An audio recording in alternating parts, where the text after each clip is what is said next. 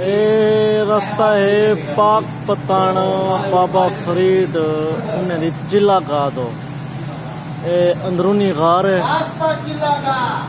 ते उन्होंने आख्या कि कलर कार पहाड़ी दे उत्ते जिला कटिया ने सुनी जिवें आंदी बोर्ड पढ़े से बोर्ड पढ़ के गार है ते हुंदे विचों सा मोटरसाइकिलें ते गुजरते पैसे मैं आख्या मेरे दोस्तें को दिखा देवा कलर कार सामने रोशनी है कलर कार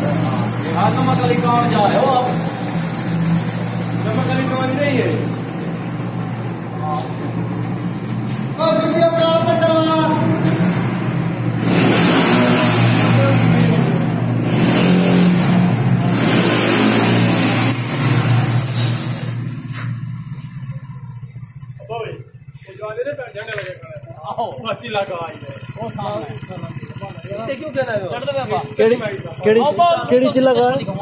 ये सामने झंडे लगाने पे उधर नेड़े थी सनाग ते आ पे किसे ना पे इधर ना इधर देख सामने वो नहीं सामने अंकल दिखा रहा है टावर हां वो नजर दे चिल्ला का